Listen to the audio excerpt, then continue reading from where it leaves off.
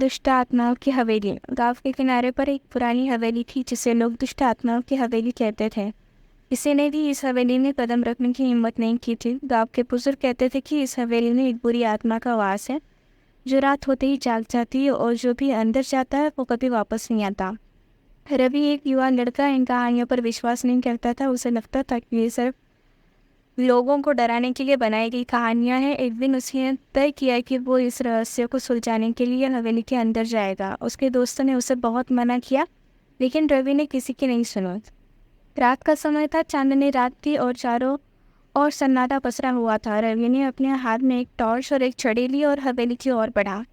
हवेली के पास पहुंचकर उसे एक अजीब सी ठंडी हवा का झोंका महसूस हुआ, जैसे कोई उसकी परिस्थिति को जानता हो। उसने बिना किसी डर के हवेली में मुख्य दरवाजे को खोला और अंदर प्रवेश किया। हवेली के अंदर का दृश्य बहुत ही भयानक था। चारों ओर धूल और मकड़ी के जाले फैले हुए थे। पुरानी तस्वीरें दीवारों पर टंगी हुई थी जिनमें लोगों के चेहरे विकृत और डरावने लग रहे थे। हर कदम पर उसे ऐसा लगता था जैसे कोई उसके पीछे चल रहा हो।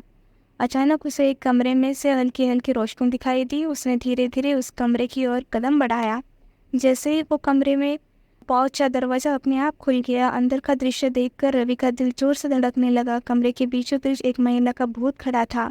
उसकी आंखें लाल और बाल बिखरे हुए थे। रवि ने डरते हुए पूछा, तुम कौन हो? भूत ने उत्तर दिया, मैं इस हवेली की रानी हूँ। मेरी आत्मा को इस हवेली में कैद किया गया है। जो भी यहाँ आता है वह इस श्राप से मुक्त नहीं हो पाता। रवि ने साहस जुटाकर पूछा, मैं तुम्हारी मदद कैसे कर सकता हूँ? भूत ने कहा, मेरी आत्मा को मुक्ति चाहिए। तुम्हें मेरे श्राप को तोड़ने के लिए इस हवेली के सबसे गहरे तहखाने में जाना होगा और वहाँ रखे एक प्राचीन ग्रंथ को पढ़ना होगा। रवि ने हिम्मत नहीं आ रही और तहखाने की ओर बढ़ा। तहखाना अंधेरा और ठंडा था। उसे हर कदम पर ऐसा लगता था जैसे कोई उसे देख रहा हो। आखिरकार उसे एक पुराना ग्रंथ मिला जो धूल से ढका हुआ था। उसने ग्रंथ को खोला और पढ़ना शुरू किया। जैसे ही उसने आखिरी शब्द पढ़ा, हवेली में जोर से हवाएं चलने लगी और सब कुछ हिलने लगा। भूत ने एक जोरदार चीख मारी और धीरे धीरे गायब हो गया।